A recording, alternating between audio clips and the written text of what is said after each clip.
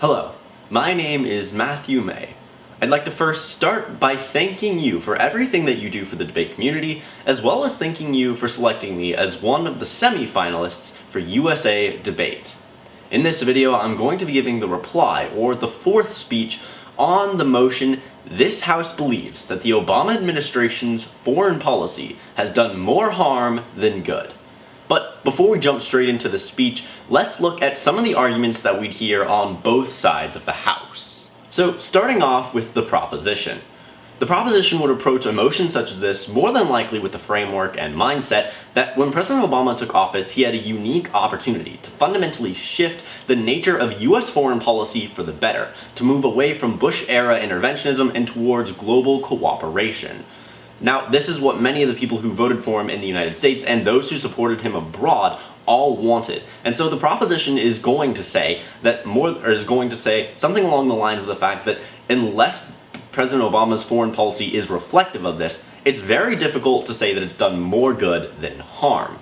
With that in mind, the proposition would present the following three substantives. The first being military interventionism. There's two layers of analysis for this. The first is continuation, where we see that under the Obama doctrine, there's been a massive continuation of Bush-era interventionism-style policies.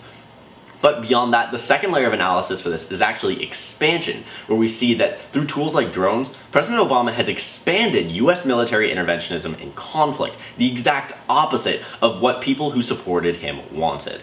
The second substantive argument that the proposition is going to offer is going to be the fact that we're alienating allies, or that President Obama's foreign policy has time and time again opted not to take into account the feelings of its allies on huge situations. Look, for example, to places like Russia, where through sanctions the United States is alienating one of its largest allies.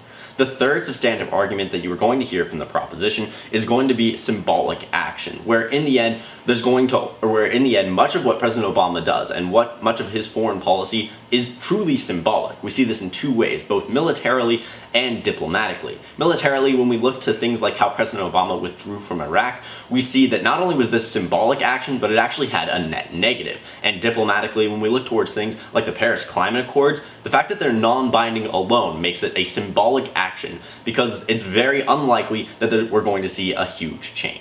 Now, the opposition is going to do something very different. What the opposition is going to do in terms of framing is they're going to say we need to evaluate President Obama's foreign policy in three key areas. Firstly, the past, the present, and the future. They're going to do this because their narrative is more than likely going to be something along the lines of how when we look to the future, President Obama's foreign policy creates a better world, much like Team Argentina did during the 2016 World Championships.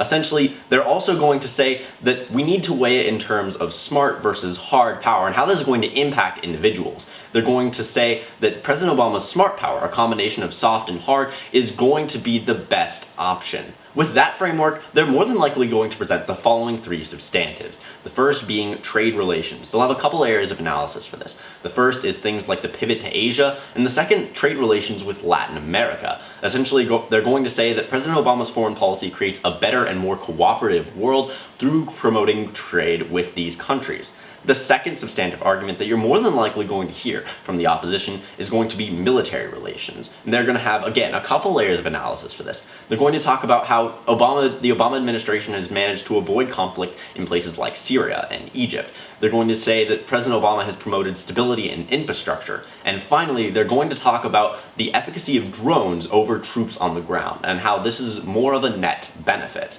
The third substantive argument that the opposition is probably going to present is going to be along the lines of international relations. Here, they're going to bring up things like the Paris Climate Accords and the refugee crisis. They're going to say that President Obama and the Obama doctrine has essentially taken huge steps forwards simply by acknowledging these issues. And they're going to say that they're promoting better international relations, and this is going to be a net benefit. With the two cases of the proposition and the opposition in mind, let's move into the reply for side proposition. A war-torn world, further destabilized by US drones, which oftentimes hit more civilians than they do targets. A world in which US allies feel as though they've been alienated and then discarded. A world where even if we take action, it's oftentimes symbolic and will have little effect on our future. These are the qualities which side opposition seems to think creates a good foreign policy, creates a more peaceful world, and creates a better tomorrow.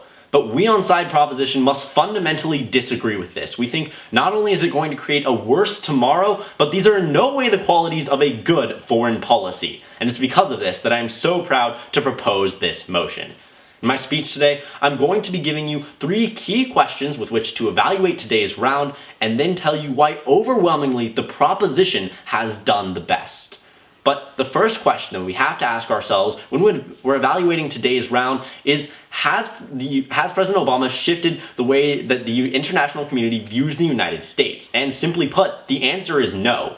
Side opposition stands up here and tells you that through things like the Paris Climate Accords and through the increased trade relations, President Obama is changing how the United States does business, and they say that this is going to change how we're viewed in the international community. Even taking them at their highest ground and disregarding the fact that policies such as this are vastly symbolic, we on side proposition see that we're commonly alienating US allies, we're commonly alienating individuals by doing this, and because of this, we have to weigh it above any action that the Obama administration has taken because of it. This is essentially because it harms our international relations and it harms how the international community views us as a whole. This breaks the promise that President Obama made not only to the huge percentage of Americans that voted for him, but to the huge percentage of global citizens that support him. The second question that we need to ask when we're evaluating today's round is what are the impacts of President Obama's specific military policy? And we see that unfortunately, it's going to be an impact of increased conflict and instability.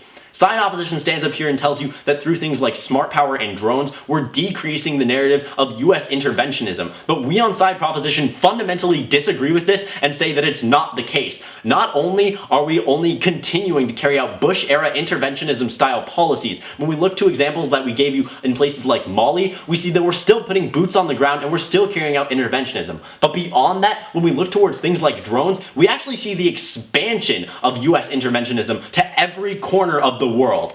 It's because of this that we see that extensively children and families live in constant fear of where the next missile attack is going to come from, because it could very well be in their backyards. This is something that we cannot ignore because of the fact that, again, it breaks the promise that President Obama made to these huge percentage of global citizens that are tired of conflict. But the third question that we need to ask ourselves when evaluating today's round is, does President Obama value symbolic action over substantial change? And we see overwhelmingly it's yes. Because side opposition stands up here that we need to look to the future, we need to look towards tomorrow, and that's where we're actually going to see change. We on side proposition disagree with this. We think that we shouldn't have to look towards tomorrow, we should be able to have a better future today. We think that more often than not, the actions that President Obama has taken throughout his term in office are vastly symbolic, and because of this, it's harming the international community. It's not changing the way that it's not changing the narrative of US foreign policy, and because of this, President Obama has failed. When we look to the idealistic painting that side opposition has presented you with today, it comes crashing down around them when we examine the holes in President Obama's foreign policy. It's because of this that I am so proud to propose this motion.